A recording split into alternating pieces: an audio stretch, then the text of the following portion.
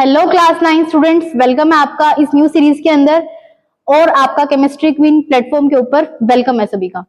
तो हम क्लास 9 के लिए एक नया चैप्टर लेकर आए हैं, जर्नी इनसाइड द एटम, जो कि आपकी केमिस्ट्री का एक बहुत ब्यूटीफुल सा चैप्टर है। तो आज हम पढ़ने वाले हैं क्लास 9 के न्यू चैप्टर को, जर्नी इनसाइड द एटम। क्या आप एक्साइटेड है स्टूडेंट्स? प्लीज मुझे कमेंट सेक्शन में लिख के बताना। तो आइए स्टार्ट करते हैं अपना new chapter, journey inside the atom. तो लेट्स स्टार्ट। आप जैसे कि देख रहे हैं, ये आपकी एनसीईआरटी का फर्स्ट ही पेज है जहां पर आपको ऐसा कुछ देखने को मिलता है। तो आइए समझते हैं कि व्हाट इज एटम। अगर हम लोग एटम की बात करें, इट मींस एटम के अंदर क्या है, एटम किस किस चीज से मिलकर बनता है, एटम के कितने कितने मॉडल्स हैं, हमें इन सब चीजों को इस चैप्टर के अंदर कवर करना है। चाहे कोई लिविंग ऑर्गेनिज्म हो या कोई नॉन लिविंग ऑर्गेनिज्म हो, हर चीज इस यूनिवर्स के अंदर किससे बनी होती है? एटम से बनी होती है।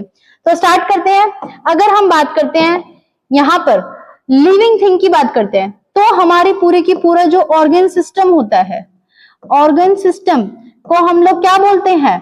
Human body. क्या बोलते हैं? Human body. ये किससे मिलकर बनता है? हमारे ऑर्गन से बनता है। किससे बनता है? ऑर्गन से बनता है। ऑर्गन्स किससे बनते हैं? टिश्यू से बनते हैं। किससे बनते हैं? टिश्यू से। और टिश्यू किससे बनता है? सेल से। सेल किससे बनते हैं? हमारे प्रोटीन से। और हमारा जो प्रोटीन होता है वो किससे बनता है? वो हमारे एटम से बनता है। So you can see that everything in the universe or a living thing is made up of a organ which is made up of tissue. Tissue किससे बनते हैं? आपके सेल से। और सेल किससे बनता है? प्रोटीन से। और प्रोटीन किससे बनते हैं? आपके एटम से। किससे बनते हैं? एटम से। सो स्टूडेंट्स क्लियर है? अगर हम बात करते हैं नॉन लिविंग थिंग्स की, तो नॉन लिविंग थिंग्स में हम एग्जांपल लेकर चल रहे हैं। जैसे कि आपके एनसीईआरटी में गिवन है क्या? हाउस। हाउस के अंदर क्या देखने को मिलते हैं आपको? रूम। रूम में क्या प्रेजेंट है? आपकी वॉल। इट मींस एक हाउस किससे मिलकर बनता है? रूम से मिलकर बनता है। और एक रूम किससे मिलकर बनता है? हमारी वॉल से मिलकर बनता है। और वॉल किससे बनती है? आपकी ब्रिक्स से बनती हैं। और ब्रिक्स किससे बनती हैं? ठीक है, ये आपकी ब्रिक्स किससे बनती हैं? सिलिकेट से बनती हैं। किससे बनती हैं? सिलिकेट से बनती हैं। और हमारे सिलिकेट्स किससे बनते हैं? एटम से बनते हैं। किससे बनते हैं? एटम से। So it means that it may be living or non-living. In this universe, everything is made up of atom. So today we will study about the atom. What is atom? What are the particles which are made up of atom? Okay? कौन कौन से ऐसे particles हैं जो कि क्या मिलकर बनाते हैं? आपके एटम बनाते हैं। तो इस यूनिवर्स के अंदर कोई भी चीज है जिसको हम लोग क्या बोलते हैं? मैटर बोलते हैं। क्या बोलते हैं? मैटर बोलते हैं। तो अब हम किसके बारे में स्टडी करेंगे? Matter. So what is matter? Everything surround us. You can feel, you can observe, and you can see that has a mass and some has volume. This is known as matter. तो उसे क्या कहते हैं? matter.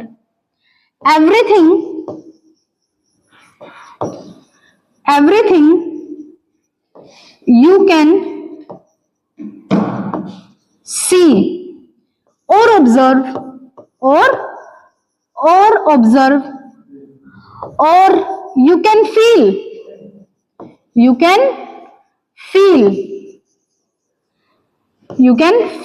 around us इसी को क्या बोलते हैं? हम लोग मैटर बोलते हैं। जिसे हम छू सकते हैं, जिसे हम देख सकते हैं, जिसे हम महसूस कर सकते हैं, उसे हम क्या बोलते हैं? मैटर बोलते हैं। Matter is made up of, matter किससे मिलकर बनता है? Matter is made up of very tiny particles.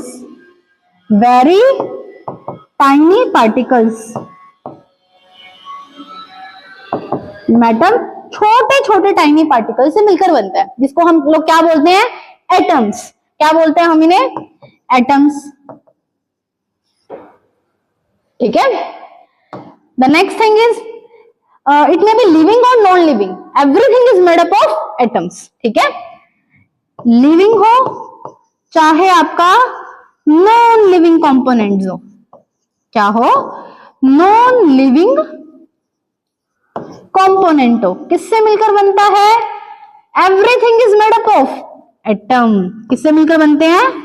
Atom से मिलकर बनते हैं। हमने क्या क्या पढ़ा मैटर के बारे में? फर्स्ट पॉइंट हमने पढ़ा जिसको हम देख सकते हैं, ऑब्जर्व कर सकते हैं, जिसे हम फील कर सकते हैं। मैटर किससे मिलकर बनता है? छोटे छोटे टाइनी पार्टिकल से मिलकर बनता है, जिसको हम लोग क्या बोलते हैं? एटम्स बोलते हैं। चाहे कोई लिविंग हो या नॉन लिविंग हो, हर चीज किससे मिलकर बनती है? एटम से। ठीक है। Atom is the smallest particle.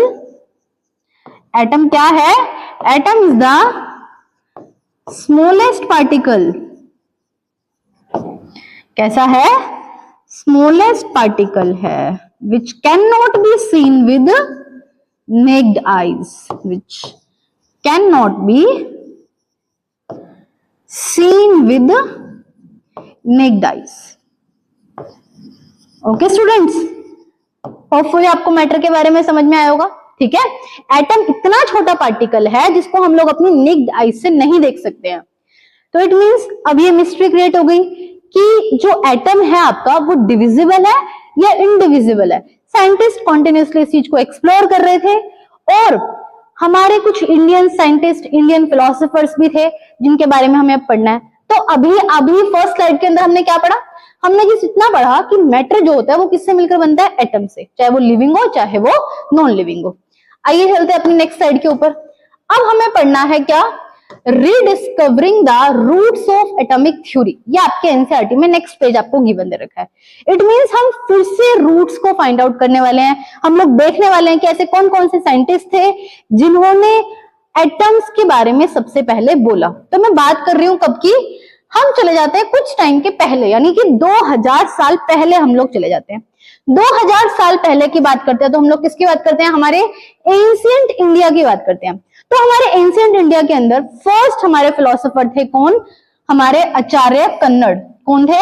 महर्षि आचार्य कन्नड़। इसकी थोड़ी सी बात मैं आपको बताऊंगी। तो होता क्या है, बेसिकली आचार्य कन्नड़ एक बार क्या करते हैं, एक चावल के दाने को चबा रहे होते हैं, मतलब वो अपने मुंह में चावल का दाना चबाते हैं और चबाते चबाते वो इतनी छोटी स्टेज पर पहुंच जाते हैं कि फर्दर वो उस चावल के दाने को तोड़ नहीं पाते हैं। इस प्रोसेस को ऑब्जर्व करने के बाद वो कुछ पोस्टुलेट्स या कुछ अपनी ऑब्जर्वेशन देते हैं, या फिर we can say that there are some imaginary ideas वो देते हैं। वो साइंटिफिक एक्सपेरिमेंटेशन नहीं करते हैं, ठीक है। वो क्या करते हैं? सिर्फ कुछ इमेजिनरी आइडियाज देते हैं अपनी इस प्रोसेस के बाद। तो देखते हैं उन्होंने क्या क्या बोला। उन्होंने बोला first of all they called matter. उन्होंने मैटर को क्या बात बोली? द्रव्य। क्या बोला? द्रव्य। द्रव्य। Okay, first of all they called matter is known as द्रव्य। सेकंड बोला matter is repeatedly divided. Matter is repeatedly divided. उन्होंने बोला मैटर कंटिन्यूसली डिवाइड करता है, divided, and finally reach a stage, and finally reach a stage, और हम एक finally ऐसे स्टेज पर पहुंच जाते हैं, reach a stage where smallest particle can not be divided further, where smallest particle can not be divided further. ये उनका सेकंड पोस्टुलेट था। और इसी स्टेज को उन्होंने क्या बोला? परमाणु। क्या बोला? परमाणु। ओके, तो इट मीन्स आपसे क्वेश्चन में पूछ सकता है कि परमाणु सबसे पहले जो टर्म थी वो किसने यूज की? महर्षि आचार्य कन्नड़ ने करी। उन्होंने क्या बोला? परमाणु क्या है? एक स्मॉलेस्ट पार्टिकल है जिसको हम फर्दर डिवाइड नहीं कर सकते हैं, ठीक है। फर्स्ट पॉइंट उन्होंने क्या बोला? मैटर को द्रव्य बोला। सेकंड, मैटर को रिपीटेडली हम लोग डिवाइड करते हैं, फाइनली वो एक ऐसी स्टेज पर पहुंच जाता है जहां पर हम उसे डिवाइड नहीं कर सकते हैं। थर्ड, इनके आइडियाज इतने पॉपुलर हो गए थे कि इनके आइडियाज को रिकॉर्ड किया गया संस्कृत टेक्स्ट के अंदर, जिसका क्या नाम है? वैशिका सूत्रास। ये आपके एनसीईआरटी का लाइन है भाई, ये आपको पता होना चाहिए कि किस संस्कृत टेक्स्ट के अंदर किया? वैशिका सूत्रास। फिर उन्होंने फोर्थ पॉइंट क्या बोला? परमाणुज are very small, they are, परमाणुज cannot be perceived by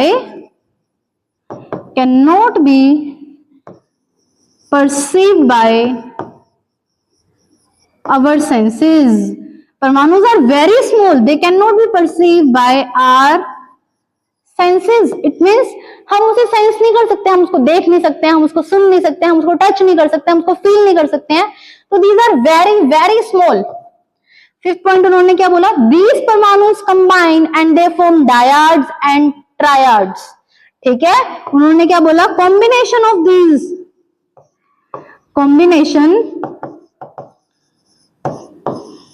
परमाणुस. ठीक है, उन्होंने कहा कि अगर आप इन परमाणुस को जोड़ दें तो वो क्या बनाते हैं? फर्स्ट क्या बनाते हैं? डायड बनाते हैं. And the second one is आपकी गिवन है बुक के अंदर क्या? ट्रायड. इसका मतलब क्या है? ग्रुप ऑफ टू परमाणु. ग्रुप ऑफ टू परमाणु. और इसका मतलब क्या है? ग्रुप ऑफ थ्री, जिसको आज के टाइम पे आप क्या बोलते हैं? मॉलिक्यूल्स. क्या बोलते हैं? मॉलिक्यूल्स. ओके, ट्रायड्स को क्या बोलते हैं? ग्रुप ऑफ थ्री परमाणुस. डायड को क्या बोलते हैं? ग्रुप ऑफ टू परमाणुस. ठीक है, ओके. फिर इन्होंने देखो फर्स्ट पॉइंट इन्होंने क्या दिया, सेकंड, थर्ड एंड फोर्थ पर हम आ गए. क्या दिया इन्होंने? फोर्थ पॉइंट इन्होंने बोला whole the universe are made up of these combinations. ठीक है, ऑल द कॉम्बिनेशंस, ये जितने भी हमारे कॉम्बिनेशंस बन रहे हैं, जितने भी हमारे मॉलिक्यूल्स बन रहे हैं, एटम से एटम हमारा जुड़ता है तो क्या बनता है? मॉलिक्यूल बनता है, which is the most stable state of a matter. Okay, तो मोस्ट स्टेबल स्टेट हमारी मैटर की क्या है? मॉलिक्यूल है. तो इसी से क्या बनता है? It is out of all combination, it is out of all combinations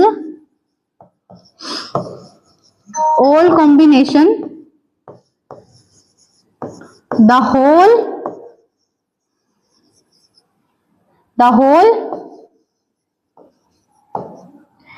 universe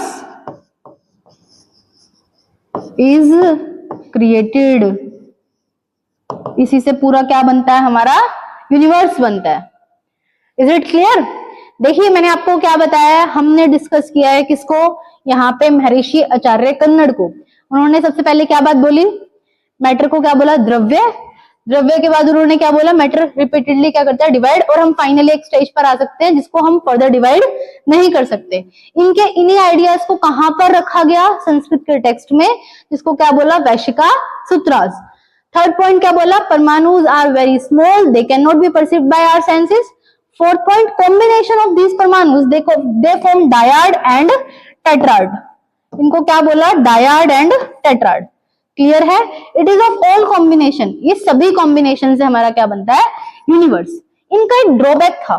क्या ड्रॉबैक था? आपके जो आचार्य कन्नड़ है इनका एक ड्रॉबैक रहा है. क्या ड्रॉबैक रहा है?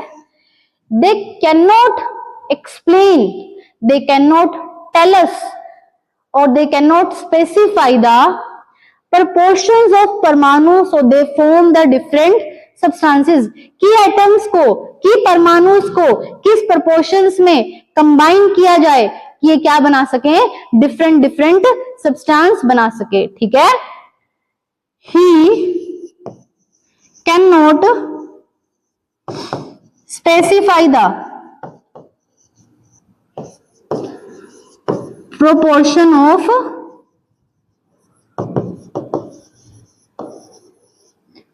परमाणु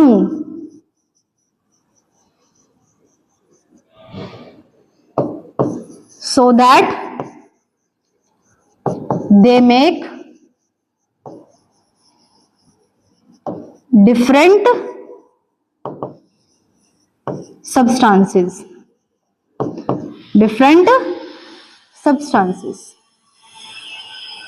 होपफुली स्टूडेंट्स आपको क्लियर होगा. तो हमने पूरे के पूरे महर्षि आचार्य कन्नड़ की पोस्टुलेट्स को, इनकी ऑब्जर्वेशंस को कवर कर लिया. तो इनका क्या था? ड्रॉबैक था, जो कि आपके एनसीईआरटी में गिवन है. ठीक है, इसके बाद हमारे नेक्स्ट साइंटिस्ट थे कौन? डेमोक्रिटस और ल्यूसिपस.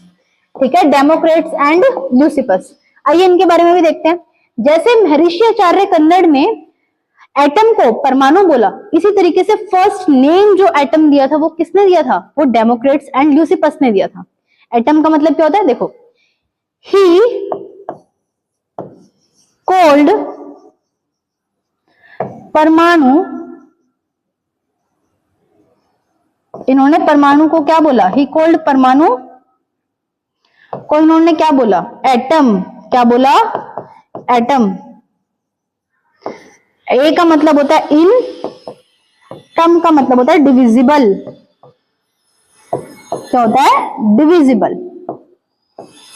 इनडिविजिबल, जिसको हम फर्दर ब्रेक नहीं कर सकते। तो स्टूडेंट्स, आपको समझ में आ गया होगा कि हम क्या पढ़ रहे हैं, जर्नी इनसाइड द एटम, और हमने ये एनसीईआरटी के 2 पेजेस जो होते हैं वो कवर कर लिए। यहाँ पर हमने दोनों के दोनों हमारे फिलोसफर्स के बारे में पढ़ लिया। इसको देखकर हमें एक चीज तो समझ में आती है कि ये कोई भी साइंटिफिक डिस्क्रिप्शन नहीं दे रही थी, ये जस्ट एक इमेजिनरी आइडिया था कि एक्चुअल में एटम क्या है। इन्होंने एटम के अंदर के बारे में नहीं बताया कि एटम किस चीज से मिलकर बनता है, बस इन्होंने बात बोली कि फर्दर मैटर की एक सबसे छोटी स्टेज क्या है? एटम है। ठीक है, इसके बारे में हमारे कौन से नेक्स्ट साइंटिस्ट आते हैं? डाल्टन। ठीक है, कौन आते हैं हमारे? डाल्टन। देखिए, ये हमारे डाल्टन साइंटिस्ट है, आप देख सकते हैं, ये हमारे डाल्टन के साइंटिस्ट जोहन डाल्टन है। इन्होंने अपनी एक थ्योरी दी, इनकी थ्योरी बड़ी फेमस हुई, किसके नाम से? Johan Dalton atomic theory. ठीक है, किसके नाम से फेमस हुई इनकी theory? Johan Dalton atomic theory. Johan Dalton ने क्या प्रपोज किया? एटॉमिक थ्योरी प्रपोज की। देखो इन्होंने, ठीक है, ही प्रपोज्ड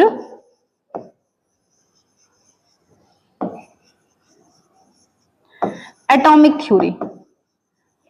आपको ये पता होना चाहिए कि एटॉमिक थ्योरी किसने दी है? किसने दी है भाई? जोहन डाल्टन ने दी है। ठीक है, ही प्रपोज्ड एटॉमिक थ्योरी। ठीक है, Johan Dalton. All the matter composed of tiny particle, इसने भी सेम बात बोली है। All the matter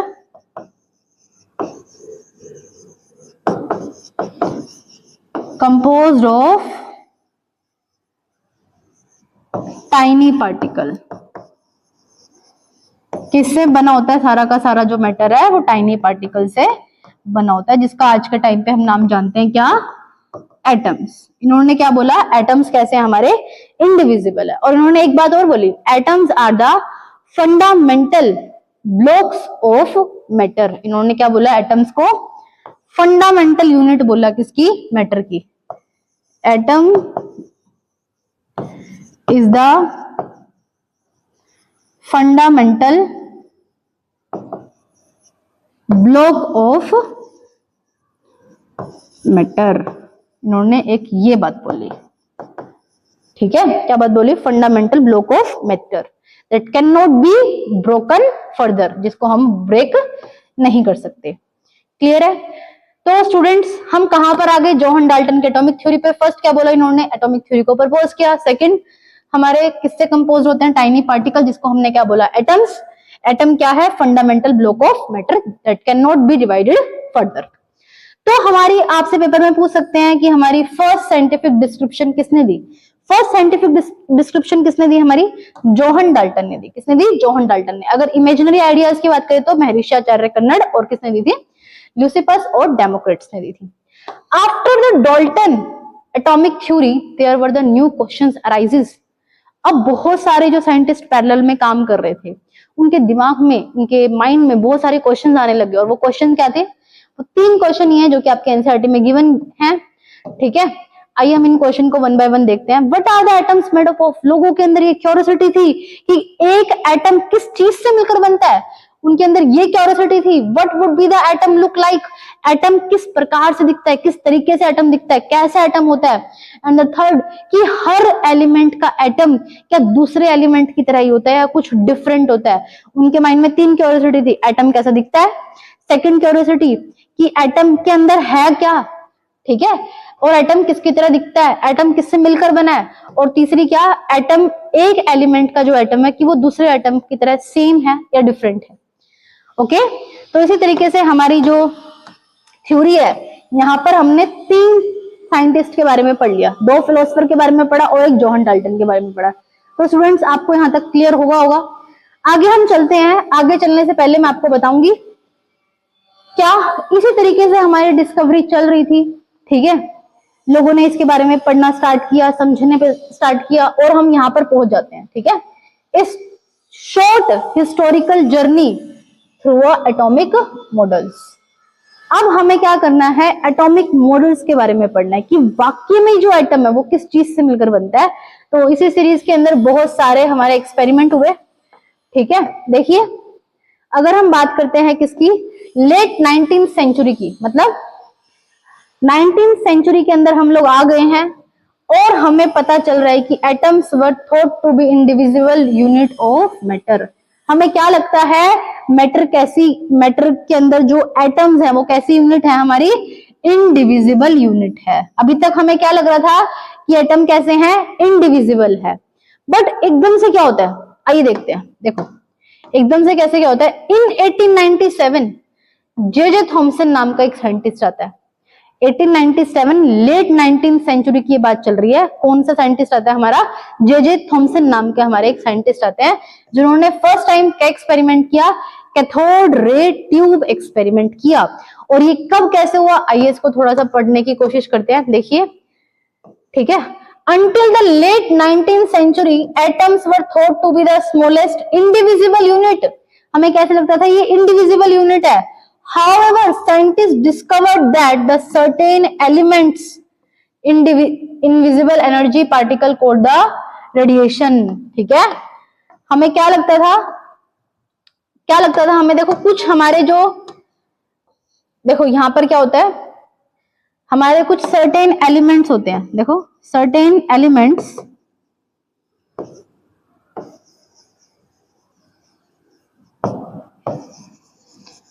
emit energy, इसी को ही हमने क्या बोला, रेडिएशन। क्या बोला, रेडिएशन। होता क्या है स्टूडेंट्स, होता यह है कि जैसे कि आपने देखो बचपन में देखा होगा कि जब भी आप ब्लैंकेट, सर्दियों की बात आती है या फिर आप किसी रेशमी कपड़े को ओढ़ते हो, तो जब आप उसको ऐसे करते हो तो उसमें से एक चिंगारी निकलती है। या आप सर्दियों के कपड़े पहनते हो तो ऐसे बालों को आप बहाते हो, अगर आपके सूखे बाल है तो उसमें से एक चिंगारी निकलती है। तो ये जो चिंगारी निकल कर आ रही है, जो रेडिएशंस निकल कर आ रही है, कहां से रेडिएशन आ रही है। द क्वेश्चन अराइजेस दैट कि अगर वो जॉन डाल्टन हमारा सही था, वो साइंटिस्ट सही था, तो ये एक्चुअल में रेडिएशन आ कहां से रही है, एक्चुअल में इनका सोर्स क्या है। अगर वाकई में एटम इंडिविजिबल है तो ये आ कहां से रही है। उनके माइंड में क्वेश्चन अराइज होता है, ये क्वेश्चन यहां से अराइज होता है। तो उनके दिमाग में आता है कि it means atoms are not indivisible, atoms के अंदर भी कुछ है जो कि ये चिंगारी, ये जो रेडिएशन है ये निकल रही है। इसी क्वेरी को सॉल्व करने के लिए हमारी इसी कड़ी में सबसे पहले साइंटिस्ट आते हैं, कौन, जोहन डाल्टन के बाद हमारे कौन से आते हैं, जे थॉमसन। कब आते हैं भाई, 1897 के अंदर आते हैं और क्या एक्सपेरिमेंट करते हैं, कैथोड रे ट्यूब एक्सपेरिमेंट करते हैं। क्या करते हैं, कैथोड रे ट्यूब एक्सपेरिमेंट करते हैं। देखो मैंने बहुत अच्छी ट्यूब बनाई भी हुई है, बट हम यहाँ पर फिर से बनाएंगे। तो हमें क्या लेनी है, ये एक ट्यूब ले लेनी है। देखो ये हमने क्या ले ली, एक ट्यूब ले ली। इसके अंदर हमें क्या डालना है, 2 इलेक्ट्रोड। देखो कैथोड रे ट्यूब का क्या मतलब होता है, आइए समझते हैं। ये हमारी क्या है, ग्लास ट्यूब है। कैसी ट्यूब है, ग्लास ट्यूब, जिसको आप कैसे बोलते हो, कांच की ट्यूब है। कैसी ट्यूब है, कांच की ट्यूब है, एक नॉर्मल ट्यूब है। इसको हमें किसके साथ कनेक्ट करना है, इसको हमें एक एक्सटर्नल सोर्स ऑफ बैटरी के साथ कनेक्ट कर देना है। देखो इसको हमने इसके साथ कनेक्ट कर दिया। ये आपकी क्या है, हाई वोल्टेज वाली क्या है, हमारे पास बैटरी है, हमारे पास ये है, ठीक है। ये हमारे पास एक ग्लास ट्यूब है। ग्लास ट्यूब के अंदर हमने 2 क्या ले लिए, इलेक्ट्रोड ले लिए। क्या ले लिए, इलेक्ट्रोड ले लिए। हमने क्या ले लिए, ये इलेक्ट्रोड ले लिए। किस इलेक्ट्रोड को किससे कनेक्ट किया, हमने एक हाई वोल्टेज बैटरी के साथ कनेक्ट कर दिया। यहां पर हमने छोटा सा क्या लगा रखा है, ये हमने लगा रखा है क्या, vacuum pump.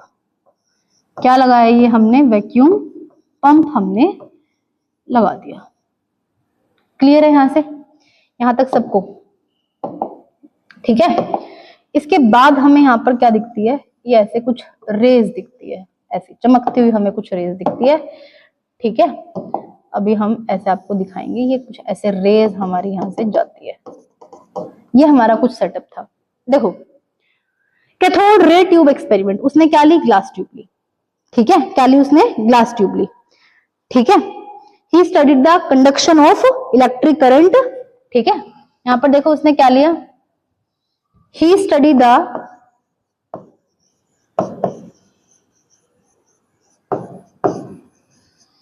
Conduction of electric current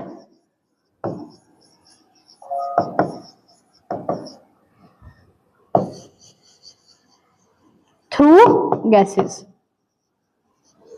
आइए समझते हैं इस पॉइंट को, मैं एक बार फटाफट से आपको ये सारे पॉइंट क्लियर कर देती हूँ। थ्रू गैसेस, देखिए उसने क्या ली, एक ग्लास ट्यूब ली, उसके अंदर यहाँ पर क्या लिया उसने, 2 इलेक्ट्रोड लिए। ठीक है, जो आपका नेगेटिव टर्मिनल से अटैच है, ये देखो ये आपका नेगेटिव टर्मिनल है और ये आपका पॉजिटिव टर्मिनल है। जो आपका पॉजिटिव टर्मिनल से अटैच है उसको आप क्या बोलेंगे, एनोड। क्या बोलेंगे, एनोड। जो आपका नेगेटिव टर्मिनल से अटैच है उसको आप क्या बोलोगे, कैथोड। यहां तक क्लियर है, 2 इलेक्ट्रोड है, उनको क्या बोला, एनोड और कैथोड। अब उन्होंने क्या किया, इसको एक्सटर्नल बैटरी से कनेक्ट कर दिया, जिसका वोल्टेज कितना था, यहाँ पर बहुत ज्यादा हाई वोल्टेज था, 10⁵ किलो वोल्ट के अंदर इन्होंने लिया।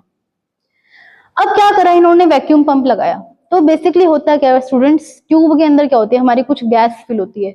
जो ये वैक्यूम पंप क्या काम करता है, it lowers the gas pressure, ये गैस के प्रेशर को बहुत कम करने का काम करता है, ताकि आपका जो कंडक्शन है वो क्या हो सके, बहुत इजीली हो सके, इलेक्ट्रॉन बहुत इजीली फ्लो कर सके। ठीक है, होता क्या है स्टूडेंट्स, यहाँ पर इन्होंने ऐसा सेटअप किया। सेटअप करने के बाद क्या होता है कि जो गैसेस होती है ना, gases at high voltage and low pressure पे क्या शो करती हैं, conduction of electricity, they produce electricity. क्या प्रोड्यूस करती हैं, electricity. Generally gases are the poor conductor of electricity, but at high voltage and low pressure they produce electricity, they show the conduction of electricity in gases। Clear है ये बात सभी को। तो ये चीजें आपके अंदर यहाँ पर हो रही थी, तो उसने क्या स्टडी किया, conduction of electric current through the gases.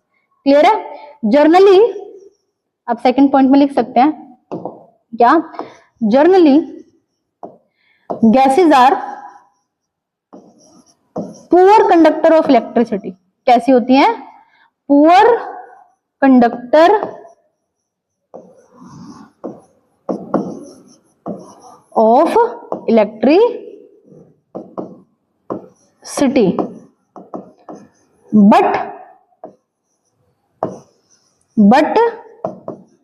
at high voltage and low pressure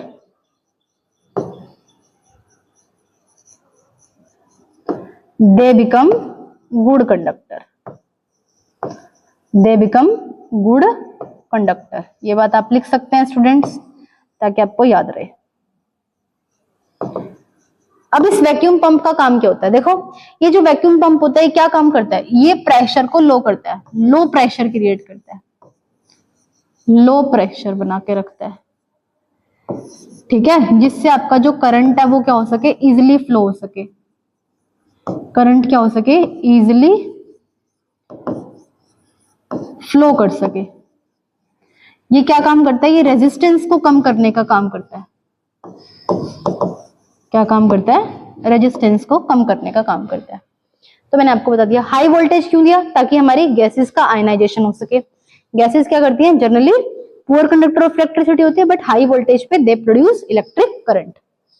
ठीक है, यहां तक आपको बातें समझ में आ गई। अब उसको इससे एक चीज समझ में आती है, क्या समझ में आती है, यहाँ पर उन्हें क्या चीज समझ में आती है कि यहाँ पर क्या प्रोड्यूस हो रहे हैं। देखो ये जो रेज निकल रही है यहां से, उसे एक चीज समझ में आती है क्या, देखो ये आपका क्या है, कैथोड, और ये क्या है, एनोड। तो उसको यहाँ से कुछ रेज निकलती हुई नजर आती है। देखो ऐसे उसको कुछ रेज निकलती हुई नजर आती है। देखो ये ऐसे यहां से कुछ रेज निकल रही है। कहां से रेज निकल रही है, कैथोड से एनोड। कहां से रेज निकलती है, कैथोड से एनोड की तरफ रेज निकलती हैं। ठीक है, लिख लीजिए आप इन चीजों को। ठीक है, ही ऑब्जर्व्ड उसे क्या दिखता है? He observed there are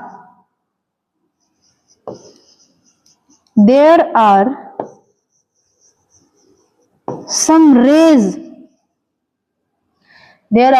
rays released from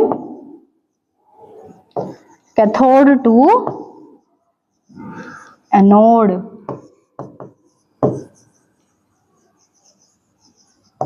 उसको एक बात समझ में आती है कि कैथोड से एनोड क्या जा रही है, कुछ रेज जा रही है, ठीक है। इसी रेज का उसने क्या नाम दिया? ही कोल्ड ऐसी रेज को उसने क्या बोला? Cathode rays. क्या बोला? कैथोड रेज बोला। He called cathode rays. Hopeful students आपको समझ में आया होगा कि कैथोड रेज क्या है, ठीक है। फिर से बताती हूँ, उसने क्या लिया? एक ग्लास ट्यूब लिया, एक कांच की ट्यूब ली, उसके अंदर दो क्या किए? मेटल के इलेक्ट्रोड लगा दिए, एक कैथोड बनाया, एक एनोड बनाया। एनोड वाले को पॉजिटिव टर्मिनल से कनेक्ट किया और कैथोड वाले को नेगेटिव टर्मिनल से कनेक्ट किया। हाई वोल्टेज हमने एक्स्ट्रा सप्लाई किया और हमने वैक्यूम पंप लगाया। वैक्यूम पंप क्यों लगाया? लो प्रेशर रखने के लिए, रेजिस्टेंस कम हो ताकि इलेक्ट्रॉन आपकी इजिली फ्लो कर सके, ठीक है, वो रेज आपको इजिली दिख सके, ठीक है। और हमने वोल्टेज क्यों दिया? Because gases are the poor conductor of electricity but at high voltage they show ionization. इतनी बात क्लियर है? तो उसने क्या देखा? After some time they observe कि some rays are released from cathode to anode, और उसने इन्हीं रेज का क्या नाम दिया? Cathode rays. बोलो स्टूडेंट्स, आपको ये बात समझ में आ गई क्या नहीं आ गई? ठीक है, होपफुली क्लियर होगी, ठीक है।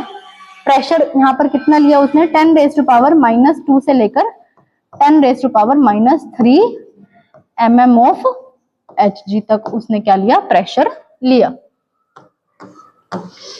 ठीक है। Hg तक उसने क्या लिया? प्रेशर लिया। बोलो स्टूडेंट्स, यहां तक बात समझ में आ गई? देखो, ये आपका कैथोड रे वाला है, ये आप कैथोड रे देख रहे हैं, देखो ये एक ऐसे ग्लास की ट्यूब है, ठीक है। ये देखो, ये इसके अंदर ऐसे इन्होंने क्या किए हुए हैं? खड़े, देखो, एक यहाँ पर ऐसे ये इलेक्ट्रोड लगा रखी है, देखो ऐसे, ठीक है। तो उसको कुछ ऐसे रेज निकलती हुई दिख रही है, देखो ये वाली रेज मैं आपको दिखाती हूँ। ये कुछ ऐसे रेज निकल रही है, देखो ऐसे रेज निकल रही है। ये कैसे रेज निकल रही है? इस साइड से आपकी क्या निकल रही है? रेज निकल रही है। देखो उसने सारा सेटअप लगा रखा है, ठीक है। और आपकी एनसीईआरटी में भी ये लाइन आपको गिवन दे रखी है, आपकी एनसीईआरटी का डायग्राम है, आप देख सकते हैं। देखो ये ग्लास ट्यूब है, ऐसे कुछ रेज आपकी निकल रही है, हाई वोल्टेज की सप्लाई दे रखी है, तो ये आपकी कैथोड रे ट्यूब है। बोलो स्टूडेंट्स, यहां तक आपको क्लियर है कि सभी को? ठीक है, आइए चलते हैं, अब हम पढ़ते हैं क्या? प्रॉपर्टीज ऑफ कैथोड रे, ठीक है। क्या पढ़ने वाले हैं? Properties of cathode raise. इसको भी यहीं पे समझ लेते हैं, ठीक है। आइए समझते हैं। देखो यहां पर मैं आपको थोड़ी थोड़ी बात बताऊंगी। क्या? प्रॉपर्टीज ऑफ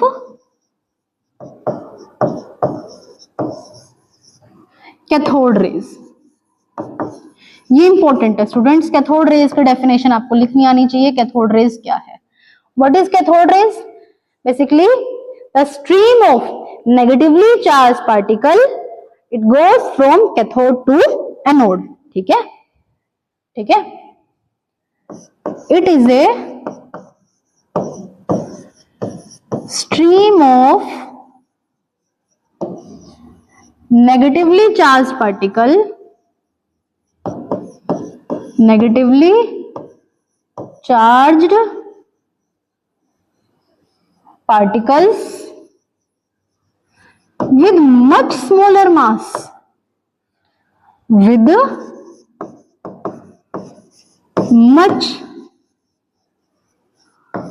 smaller mass, और इनका मास कैसा है? बहुत कम है, ठीक है।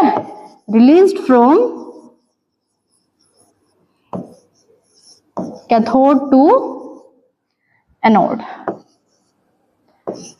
Cathode to anode.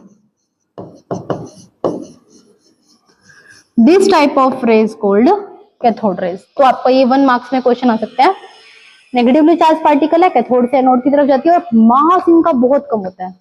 अच्छा स्टूडेंट्स, आप जब ये वीडियो को देख रहे होगे तो आपके माइंड में क्वेश्चन ये जरूर पक्का अराइज होगा कि क्या उसको कोई वो रेस चमकती हुई दिखाई दे रही थी, क्या ऐसा कुछ था, क्या कुछ दिख रही है? नहीं स्टूडेंट्स, एक्चुअली में ऐसा नहीं होता, बल्कि हमारे एनोड के पीछे देख रहे हो आप, ये मैंने आपका एनोड बनाया, देखो ऐसे, यहाँ पर ये मेरे पास क्या है, एनोड है, इसके पीछे ऐसे कोई स्क्रीन लगी होती है, क्या लगी होती है, स्क्रीन, इसको हम बोलते हैं जिंक सल्फाइड की स्क्रीन लगी होती है। यहाँ पर हमें कुछ पार्टिकल ऐसे गिरते हुए दिखते हैं, तो इस स्क्रीन से हमें दिखते हैं, एक्चुअल में ऐसा कुछ हमें विजिबल नहीं होता। क्लियर है स्टूडेंट्स आपको? हाँ जी, कैथोड रे के बारे में सबको क्लियर है? अब एक पॉइंट और हम इसके बारे में पढ़ लेते हैं, क्या, नेचर ऑफ कैथोड रेज। देखो ये बहुत इंपॉर्टेंट है, nature of cathode raise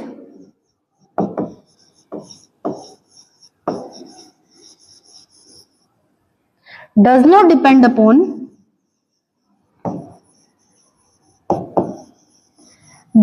depend upon metal of electrode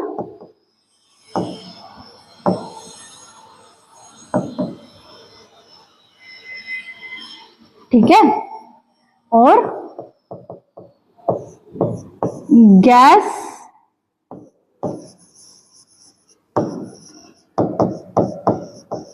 filled in cathode ray tube. देखिए ये बहुत बड़ा इन्वेंशन था हमारे एटॉमिक मॉडल के अंदर। उसने क्या बात नोटिस करी कि हम उस ट्यूब के अंदर जो भी गैस लेते हैं, ना तो उसके ऊपर हमारी कैथोड रे डिपेंड करती, और किस मेटल का आपका इलेक्ट्रोड बना हुआ है ना उसके ऊपर डिपेंड करती। इट मींस दैट ये शो करता है कि कोई भी गैस ले हम, इसका मतलब ये है कि हम कोई भी गैस ले, we can take so many gases, कुछ भी ले, हम चाहे हीलियम लें, हम चाहे नियोन लें, चाहे क्लोरीन लें, चाहे फ्लोरीन लें, चाहे आर्गन ले, कोई भी गैस ले, सब में ये आपको इलेक्ट्रॉन पाया जाएगा। इट मींस इलेक्ट्रॉन कैसा पार्टिकल है, electron is the fundamental particle. कैसा पार्टिकल है इलेक्ट्रॉन? एक फंडामेंटल पार्टिकल है। इस बात से ये बात समझ में आती है, ये सबके अंदर पाया जाएगा। तो स्टूडेंट्स आपको प्रॉपर्टीज ऑफ कैथोड रे समझ में आ गई, मोस्ट इंपोर्टेंट है, ठीक है, ये नहीं डिपेंड करता, और ये आपका एग्जाम में क्वेश्चन आ सकता है। ये दोनों पॉइंट मोस्ट इंपोर्टेंट है स्टूडेंट्स, ये वाला भी और ये वाला भी। बोलो भी यहां तक आपको समझ में आ गया क्या? अब इस बात से हम कंक्लूजन क्या निकालते हैं? इस बात से हम कंक्लूजन ये निकालते हैं कि जो इलेक्ट्रॉन है, बाद में उस नेगेटिवली चार्ज पार्टिकल का क्या नाम रख दिया? इलेक्ट्रॉन। ठीक है, तो हम कहां पर आ गए? हमारे इलेक्ट्रॉन पर आ गए। ठीक है, इसी नेगेटिवली चार्ज पार्टिकल को क्या बोला इन्होंने? क्या बात बोली? नेगेटिवली चार्ज पार्टिकल को क्या बोला?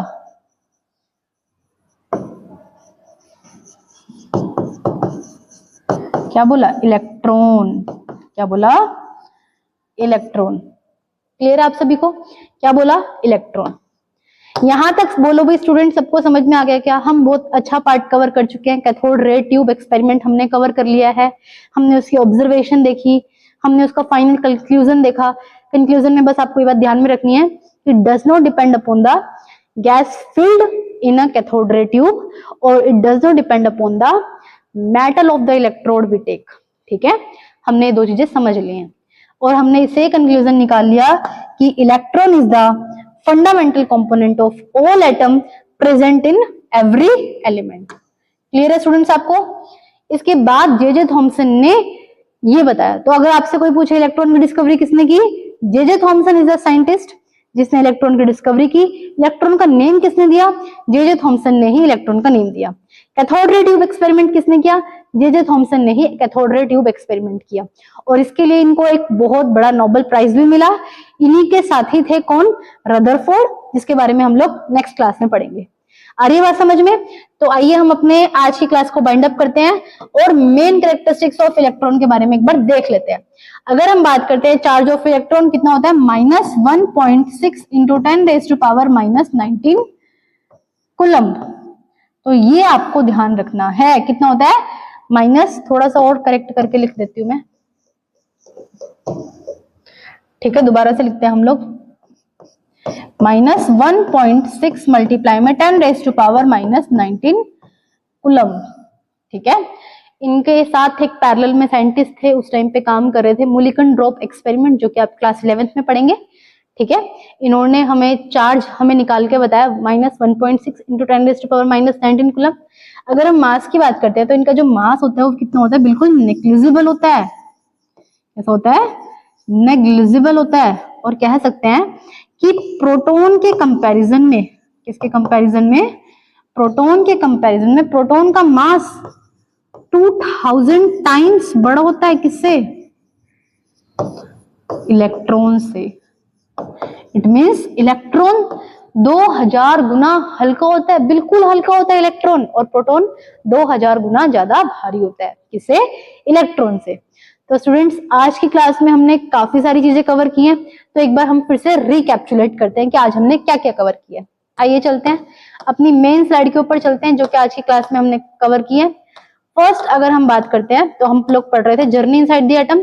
हमने लिविंग थिंग के बारे में देखा कि लिविंग थिंग के अंदर हर कोई चीज किससे बनती है, हमारे एटम से बनती है। ठीक है, किससे बनती है, एटम से बनती है। और हमने नॉन लिविंग में भी यही बात देखी, और फिर हमने कुछ कुछ मैटर की प्रॉपर्टीज के बारे में पढ़ा। फिर हम आ गए कहां पर, rediscovering the roots of atomic theory. यहाँ पर हमने दो फिलोसोफर के ऊपर बात करी, आचार्य महर्षि कन्नड़ और डेमोक्रिटस ल्यूसिपस, जो कि आपको ये बात ध्यान रखनी है। ठीक है, फिर हमने डाल्टन्स की एटॉमिक थ्योरी पढ़ी, और हमने ये भी पढ़ा कि ये फर्स्ट साइंटिफिक डिस्क्रिप्शन है। अभी तक क्या थे सब, ये दोनों कैसे थे, हमारे इमेजिनरी आइडियाज थे। कैसे आइडियाज थे, ये हमारे इमेजिनरी आइडियाज थे। ठीक है, इसके बाद हमने क्या, माइंड में लोगों के क्या क्वेश्चन अराइज हुए, ये 3 क्वेश्चन आपको ध्यान में रखने हैं। इसके बाद हमने शॉर्ट हिस्टोरिकल जर्नी को कवर किया, जिसके अंदर हमने पढ़ा कि हमारे एलिमेंट्स में से कुछ रेडिएशंस निकलते हैं, जिसको हमने क्या बोला, रेडियो एक्टिविटी बोला, और इनको क्या बोला, रेडिएशंस बोला। इसी कड़ी के अंदर हमने कैथोड रे ट्यूब एक्सपेरिमेंट को देखा, हमने कैथोड रे ट्यूब के बारे में पढ़ा, जे थॉमसन के बारे में पढ़ा, और हमने व्हाट इज कैथोड रेज क्या होता है इनके बारे में पढ़ा, प्रॉपर्टीज ऑफ कैथोड रेज क्या होती है, हमने इनके बारे में पढ़ा। और इसी के साथ हमने अपनी इलेक्ट्रॉन की डिस्कवरी को फिनिश कर दिया। तो स्टूडेंट्स, आज की क्लास काफी इंपॉर्टेंट थी। प्लीज मुझे कमेंट सेक्शन में जरूर बताना कि आपको ये क्लास कैसी लगी। तो प्लीज इसके साथ कंटिन्यू रहना क्लास के साथ, ताकि हम लोग इसका सेकंड पार्ट कवर करें, जहां पर हम लोग पढ़ने वाले हैं क्या, जे थॉमसन का मॉडल। इसने क्या दिया था, अपना मॉडल भी दिया था। तो स्टूडेंट्स, आज के लिए इतना ही, मिलते हैं अपनी फिर नेक्स्ट क्लास के साथ। Thanks for watching.